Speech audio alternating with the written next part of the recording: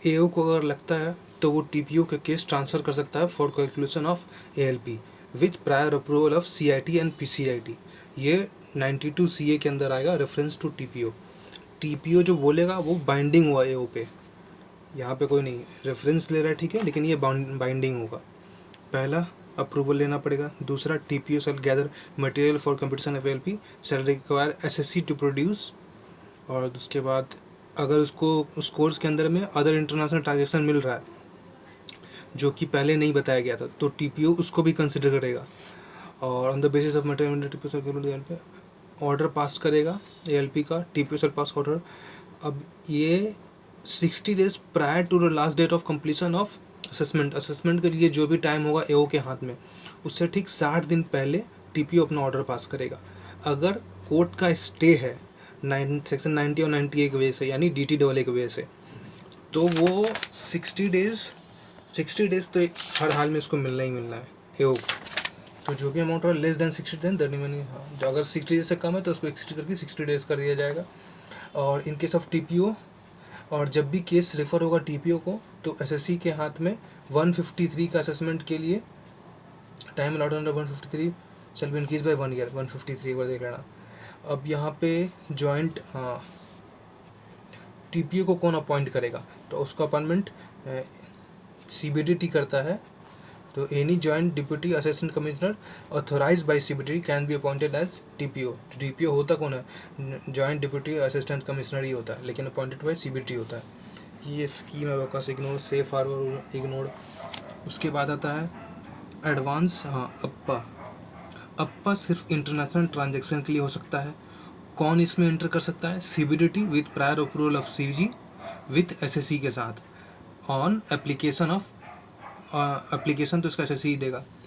और यहाँ पे फॉर 5 कंसेक्यूटिव ईयर के लिए होता है मैक्सिमम, और रोल बैक ले सकता है 4 साल के लिए, मैक्सिमम 4 साल के लिए। यहाँ 5 साल कंसेक्यूटिव है, ये मैक्स 5 है, 3 साल के लिए भी 2 साल के लिए भी ले सकता है, लेकिन मैक्सिमम 5 है। रोल बैक 4 साल के लिए लेना पड़ेगा। सिलेक्शन नहीं मिलेगा कि इस साल का कर सकते हैं, इस साल का नहीं लेंगे, लेना सभी का पड़ेगा। उसके अंदर किसी में अगर आईटेट का डिसीजन आ चुका है तो वो नहीं मिलेगा, और एक कंडीशन है वो देख लेंगे। रोल बैक में जाने के लिए फ़ीस है 5 लाख रुपये। अब यहाँ सिर्फ इंटरनेशनल ट्रांजेक्शन के मैटर में ले सकता है, ये जा सकता है एग्रीमेंट। फिर रूल्स वगैरह, अप्पा मैक्सिमम 5 कंसेक्यूटिव ईयर, 4 साल चलेगा, प्लस 4 साल ये हो गया वो रोल बैक वाला, तो यानी 9 साल। अप्पा किस पे बैंडिंग हुआ, पर्सन पे बैंडिंग हुआ, आईटी अथॉरिटी पे होगा up to CIT and PCIT level. APA binding नहीं होगा अगर चेंज इन लॉ फैक्ट है, change in law and fact है। वॉइड एब इनिशियो हो जाएगा अगर, हाँ, वॉइड एब इनिशियो हो जाएगा विथ अप्रूवल ऑफ सीबीडीटी अगर कोई फ्रॉड पाया जाता है, fraud and misrepresentation of fact पाया जा रहा था। और रोल बैक 4 साल के लिए हो सकता है, preceding the first year of previous year referred in the अप्पा। इसका कंडीशन है, अलग देखेंगे। अप्पा का प्रोविज़न लग रहा है तो एएलपी जो है कैलकुलेट नहीं होगा, 92C नहीं लगेगा, और 92CA भी नहीं लगेगा, यानी टीपीओ का रेफरेंस भी नहीं लगेगा, क्योंकि अप्पा में ही कोई एक मेथड बता दिया जाएगा। वो ज़रूरी नहीं है यही मेथड हो, वो लोग अपने एग्रीमेंट के हिसाब से डिसाइड करेगा। अब इसको वॉइड ऑफ इनिशियो करेंगे तो क्या होगा, वॉइड ऑफ इनिशियो करने के बाद ऐसे कंसिडर किया जाएगा कि अप्पा कभी था ही नहीं, कभी लगा ही नहीं था, और जो period bringing from the date of such अप्पा से लेके टिल द उसको ऑर्डर दिया जाता है अप्पा को वॉइड ऑफ इनिशियो का, उसको एक्सक्लूड करेंगे for computation of any period of limitation. अब यहाँ पे 60 दिन से कम होगा तो 60 दिन तक बढ़ा देंगे। उसके बाद deem to be pending any application inter APA cell present ignore condition applying for roll back. Roll back के लिए कंडीशन क्या क्या होना चाहिए, ये कंडीशन जो रोल बैक के लिए होगा, रोल बैक यानी पीछे जाने के लिए 4 साल वाला, उसके अंदर क्या क्या कंडीशन होना चाहिए। तो ये यहाँ पे ये पॉइंट बताया, इसका क्लैरिफिकेशन दिया यहाँ पे बाद में, तो ये इंक्लूड करके यहाँ बता रहे हैं। सेम इंटरनेशनल ट्रांजेक्शन होना चाहिए, यानी सेम नेचर और सेम ई का, उसी के बारे में डील करेगा। उसके बाद जिसमें अभी अप्पा इंटर हो रहा है वही सारा ट्रांजेक्शन पीछे रोल बैक पे ही मिलेगा, सेम होना चाहिए। और रिटर्न जो है वो ड्यू डेट पे होना चाहिए, ओरिजिनल रिटर्न मेन, क्योंकि अगर सब्सिट्यूट होता है लेट रिटर्न तो वो ओरिजिनल रिटर्न का डेट रहता है। तो रिवाइज रिटर्न, रिवाइज बोलते हैं, return of income on due date होना चाहिए ओरिजिनल रिटर्न। रिपोर्ट फर्निश करना चाहिए एज जो 92 के अंदर जो भी प्रोविज़न बताया उसके हिसाब से 4 साल पूरा साल और हाँ पूरे 4 साल के लेना पड़ेगा, उसमें कम नहीं। फीस 5 लाख बता चुके। अब कब नहीं लगेगा? जब आईटेड अपना डिसीजन दे चुका होगा, ये अप्पा साइन होने से पहले, बिफोर साइनिंग द एग्रीमेंट। या फिर दूसरा कंडीशन, रोलबैक के वजह से टोटल इनकम या लॉस रिटर्न इनकम से लॉस से कम हो रहा है तो रोलबैक नहीं मिलेगा। अगर जो इनकम या लॉस है वो रिटर्न इनकम लॉस से कम हो रहा है, इनकम अगर कम हो रहा है तो नहीं, रिटर्न अगर बढ़ रहा है तो नहीं, कम और ज़्यादा तो रोलबैक नहीं मिलेगा। Sorry. Effect of Appa.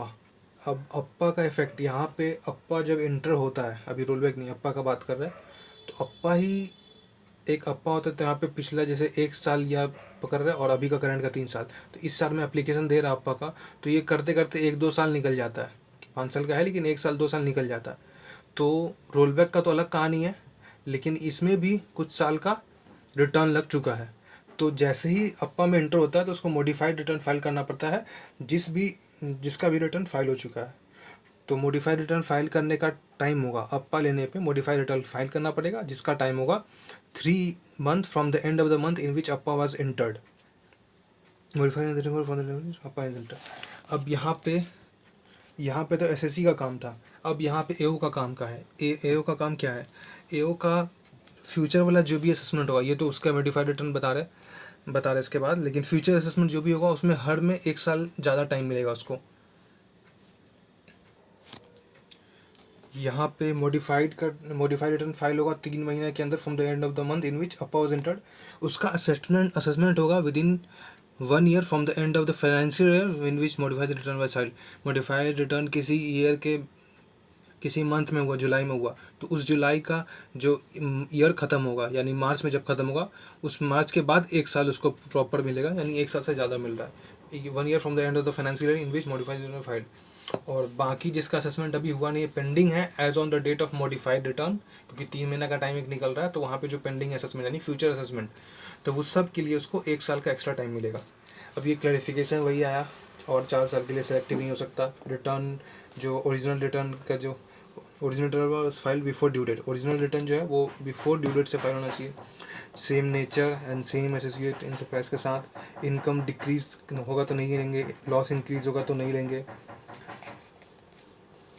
Income not below ROI, हाँ, इनकम अगर रिटर्न ऑफ इनकम से लो हो रहा है तो नहीं लेंगे, जैसे यहाँ पे आया था। विड्रॉ रोल बैक कर सकते हैं और उसका फीस वापस नहीं होता है तो आगे, लेकिन ये क्या है, हाँ यहाँ पे अप्पा लेगा, रोल बैक नहीं ले सकता, चलेगा, लेकिन सिर्फ रोल बैक चाहिए, अप्पा वो नहीं होगा, शादी बच्चा वाला कहानी। उसके बाद रोल बैक फंक्शन, मर्जर और अमलगमेशन हो रहा है, तो इसमें अगर 2 कंपनी है A और B, और कंपनी जाके बन रहा है C, तो कोई नहीं ले पाएगा।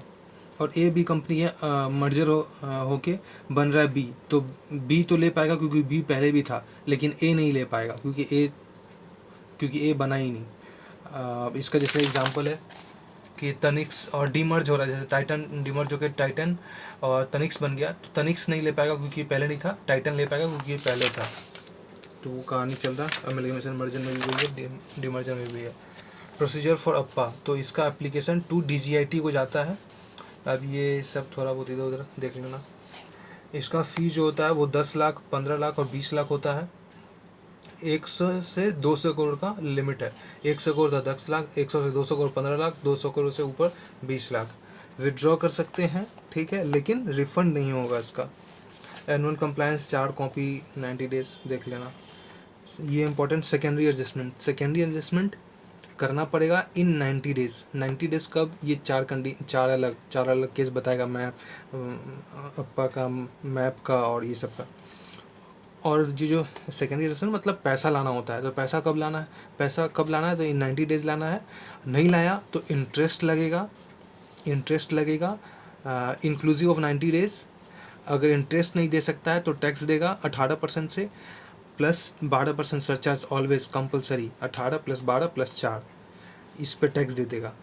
अब टैक्स जब देगा तो इंटरेस्ट, ऐसा नहीं है कि इंटरेस्ट भाग जाएगा, इंटरेस्ट तब तक का देना पड़ेगा जब तक पेमेंट नहीं करा टैक्स का। अब यहाँ पे ये पैसा किसी से भी ला सकता था, ऐसे इसके पास ऑप्शन था, तो किसी भी नॉन रेसिडेंट यही से ला सकता था। और सेकेंडरी एडजस्टमेंट का रिक्वायरमेंट तभी है जब वो एक्सीड कर रहा है 1 करोड़ और वो प्रीवियस ईयर 16-17 के बाद हो, या फिर इसको ऐसे बोलेंगे कि secondary adjustment is not required when it does not exceed 1 crore और it is not exceed 1 crore और primary adjustment is made in respect of assessment year 16-17, यानी 15-16 उसका आ गया, तो इस तब इन रिस्पेक्ट ऑफ 15-17 के लिए नहीं चाहिए, तो प्रीवियस ईयर 16-17 के लिए चाहिए। 16-17 और 1 करोड़ एक्सीड होना चाहिए तब होगा, 1 करोड़ पे नहीं। इंटरेस्ट का रेट SBI का यहाँ पे लेंगे 1/4, ये बता रहे हैं डेट, उसमें प्लस कर देंगे 3.25%, और फॉरेन करेंसी का है तो लाइबोर लेंगे 30 सितंबर प्लस 3%। ये किस ईयर का लेंगे, यहाँ ईयर बताना है, तो ये ईयर होगा जैसे 18-19 का इनकम में जो भी निकला ALP निकला, तो उसको 18-19 ख़त्म हो गया 31 मार्च के बाद, उसके बाद उसको पैसा लाना था 90, उसका ड्यू डेट था नवंबर। 18-19 का ड्यू डेट निकलेगा 2019 के अंदर नवंबर महीना में, नवंबर के बाद उसको 3 महीना मिलेगा। 3 महीना में अगर नहीं ला रहा तो वापस उसको ड्यू डेट से ही लगेगा, अभी वो एक्सप्लेन करेंगे। तो ड्यू डेट से ही आएगा, तो इंटरेस्ट तो लग रहा 19-20 के लिए, तो 1/4/19 का आएगा। फिर अगर वही 18-19 के लिए ही 19-20 में भी नहीं लाया, 18-19 के लिए ही 19-20 में पैसा नहीं लाया, अब 20-21 में भी नहीं लाया, तो 20-21 के लिए जो इंटरेस्ट कैलकुलेट करेंगे तो 1/4/2020 का जो आएगा यहाँ पे 1/4/20 का, और यहाँ पे आएगा 30/9/2020 का, जिस ईयर के लिए हो रहा सिर्फ उसके लिए, उसके बाद वाला फिर 1/4/21 के लिए। अब डिटेल सेकेंडरी एडजस्टमेंट किसको बुलाया था, तो imbalance between cash account and actual profit, ये लैंग्वेज रहा। सेकेंडरी एडजस्टमेंट करना होगा जब primary adjustment has been made by सुमोमोटो by SSC in his return of income, या फिर made by SSC officer and accepted by SSC, या फिर अप्पा से एंटर हुआ आफ्टर 1/4 ऑन और आफ्टर 1/4/2017। ये क्यों आया पता नहीं, सेफ हार्बर रूल से हो रहा है या फिर म्यूचुअल एग्रीमेंट से हो रहा है, मैप से। Non representation of excess money, अगर पैसा इंडिया में वापस नहीं लाया तो उसको एडवांस ट्रीट कर लिया जाएगा एक्सेस मनी को। एक्सेस मनी किसको बोलते हैं, excess money ALP minus actual transaction price. India के हिसाब से देखें तो इनकम ज़्यादा होना चाहिए, इनकम ज़्यादा कब निकलेगा, जब ALP में ज़्यादा आ रहा है, ALP में ज़्यादा आ रहा और एक्चुअल ट्रांजेक्शन कम था, तो ये जो अमाउंट है वो एक्सेस मनी है। अब एक्सेस मनी 90 दिन के अंदर लाना, और रिप्रेजेंटेशन फॉर नहीं हुए, हाँ किसी भी यही से ला सकता है जो कि नॉन रेजिडेंट ऑफ इंडिया हो। अब यहाँ पे जो पैसा आ रहा है रिप्रेजेंटेशन करने के 90, हाँ ये 90 डेज़ मिलता है, पर वो अगर रिप्रेजेंट नहीं कर रहा है तो इंटरेस्ट उस 90 डेज़ पे भी लग रहा है, इंक्लूड हो जाएगा और एक्सक्लूड नहीं करेंगे। इस पेज का समरी यहाँ पे क्रक्स है इस ग्राफ में। अब 90 डेज़ कैलकुलेट करना है कहाँ से, जब ऑर्डर AO का हो या एपलेट अथॉरिटी का हो, तो from the date of order वहाँ से 90 डेज़ के अंदर पैसा लाना है। नहीं लाया तो इंटरेस्ट कब से लगेगा, तो फ्रॉम डेट ऑफ ऑर्डर से ही लग जाएगा, यहाँ 90 डेज़ नहीं मिलेगा, यहाँ 90 डेज़ फ्रॉम इतना इंटरेस्ट कब, फ्रॉम डेट ऑफ ऑर्डर, यहाँ 90 डेज़ नहीं पड़ेंगे, 90 डेज़ फ्रॉम पर interest from date of order. फिर अप्पा जब जैसे लग रहा है तो उसमें लगने में टाइम लगता है एप्लीकेशन करने के बाद, तो उससे वही कहानी आया, कुछ साल का रिटर्न फाइल हो चुका होगा, कुछ का नहीं हुआ होगा। तो अगर अप्पा एंटर हो रहा है after due date of return of income, तो रिटर्न तो सारा लग गया, अब एंटर हो रहा है, तो अब जब एंटर हुआ उसके एंड, उस मंथ के एंड से उसको 90 दिन के अंदर पैसा लाना पड़ेगा। अगर नहीं लाया तो इंटरेस्ट, वो सब इंटरेस्ट फिर कब, from the end of the month in which अपन वर्क। अब अगर एक्चुअल में अब अपकमिंग ईयर्स के लिए, upcoming year up to the due date of return entered, हाँ ड्यू डेट से पहले इंटर कर गया, तो एक्चुअल डेट ऑफ फाइलिंग पैसा कब लाना पड़ेगा, 90 days from actual date of return filing. लेकिन यहाँ एक चेंज है, जब यहाँ आता है इंटरेस्ट के लिए तो ड्यू डेट, इंटरेस्ट में वो चेक करने नहीं जाएंगे भाई तू कब पैसा, कब तू रिटर्न लगाया था, इंटरेस्ट कैलकुलेट करना है तो सीधा जो ड्यू डेट होना चाहिए था उस पर लगाएंगे, तब माथा नहीं लगाएंगे, डायरेक्ट ड्यू डेट पे जाएंगे। यहाँ एक्चुअल डेट देखेंगे। मैप का अग्रीमेंट जब हो रहा है अदर रीज़न का, उसका ड्यू डेट। अब यहाँ पे आता है SBI का रेट, वही जो भी एक्सप्लेन कर चुके हैं, जिस प्रीवियस ईयर में इंटरेस्ट लग रहा है उसी का रेट लेंगे। At the one year marginal of funding lending rate of SBI on the first rate of relevant previous year, सही लिखा है, plus 3.25%, where the international transaction is denominated in foreign currency, international transaction denominated in Indian currency। तो यहाँ foreign currency में 6 month LIBOR as on 30 सितंबर 2 of relevant previous year plus 3.25 plus 3, जिस year 1 year का interest है उस year का। अब यहाँ पे 1 करोड़ एक्सीड होना चाहिए और प्रीवियस ईयर 16-17 के बाद का होना चाहिए। अब यही वही पॉइंट था जो एक्सप्लेन हुआ इसमें एग्जाम्पल में, ठीक है। जिस साल का जा रहा है उस साल के लिए लेंगे। यहाँ जैसे एक्सप्लेन हो गया, इस एग्जाम्पल में एक्सप्लेन हो रहा है, यही एग्जाम्पल को कंटिन्यू करके। अब एडिशनल इनकम टैक्स, अगर SSC के पास ऑप्शन है कि टैक्स दे देगा, इंटरेस्ट नहीं देना पड़ेगा, तो इंटरेस्ट का रेट होता है 18-12 plus 4%, no credit of tax, कहानी एग्जाम्पल। अब बचा लास्ट वीडियो, लास्ट नहीं और एक और है यहाँ पे सेक्शन 94B। अब 94B यहाँ पे एक्सेस इंटरेस्ट डिसअलाउ होता है। तो इंटरेस्ट यानी एक्सपेंस को हम डिसअलाउ कब करेंगे, जब उसका इनकम इंडिया में टैक्सेबल है। टैक्सेबल होने तो किसका टैक्सेबल होता है, इंडियन कंपनी का टैक्सेबल होता है, और पी फॉरेन कंपनी का इन इंडिया। ये दो। अब ये इंटरेस्ट कब आएगा, और जब एसोसिएट एंटरप्राइज होगा इंटरनेशनल टैक्स में, तब तो वहाँ पे जो डेट है वो इशूड बाय नॉन रेसिडेंट होगा, बीइंग एन AE, यानी नॉन रेसिडेंट होना चाहिए और AE होना चाहिए। और जो इंटरेस्ट पेमेंट हो रहा है वो पे इंडियन कंपनी कर रहा है या फिर PE of foreign company in India. Shall be disallowed calculating income PGP excess interest. अब एक्सेस इंटरेस्ट किसको बोलेंगे, तो एक्सेस के पहले अलाउड क्या है, 30% ऑफ EBIT है। Interest allowed interest to AE के लिए, सिर्फ AE के लिए अलाउड है 30% ऑफ EBIT। ये सब चीज़ तभी देखेंगे जब जो इंटरेस्ट टू AE है एसोसिएट एंटरप्राइज वो मोर देन 1 करोड़ है, 1 करोड़ नहीं, मोर देन 1 करोड़ है, तभी चेक करेंगे। अब यहाँ पे अलाउड 30% ही है, तो एक्सेस किसको बोलेंगे, तो total interest minus 30% of EBIT earning for interest tax depreciation amortisation, या इंटरेस्ट पेड टू AE। ये डिसअलाउ निकाल रहा है, तो भाई अगर ज़्यादा आ गया तो सारा तो डिसअलाउ नहीं कर देंगे ना। इंटरेस्ट जितना पे किए हैं AE को, जितना इंटरेस्ट दिखा रहा है उससे ज़्यादा तो डिसअलाउ नहीं करेंगे। तो विच एवर इज़ लोअर है वो डिसअलाउ हो जाएगा, यानी अलाउड हो जाएगा। ये अलाउड इस टोटल में से इतना माइनस कर दिए तो ये अलाउड है, माइनस करके आया तो वो डिसअलाउड निकला, disallowed which ever is lower. अब यहाँ पे एक और कॉन्सेप्ट ये भी आता है कि जो टोटल इंटरेस्ट है वो AE वाला ही कैलकुलेट करता है, उसका कोई सेंस नहीं बनता है, लेकिन है।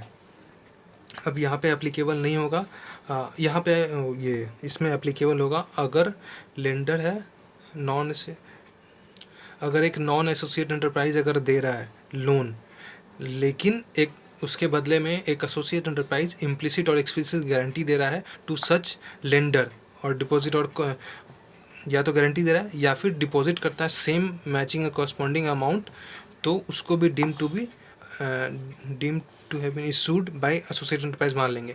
अब यहाँ पे अगर मिसमैच, अगर लेंडर दे रहा है 100 करोड़ और डिपॉजिट कर रहा है ये 80 करोड़, तो एक एजम्पशन ये आता है कि उसको मानेंगे ही नहीं, या फिर 80 करोड़ तक मान लेंगे। एक ये है, इंटरेस्ट 1 करोड़ से ज़्यादा होना चाहिए, more than 1 crore.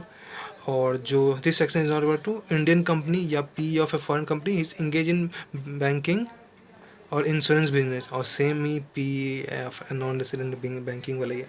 Carry forward 8 साल तक कर सकते हैं from the immediately assessment year, 8 साल तक डन।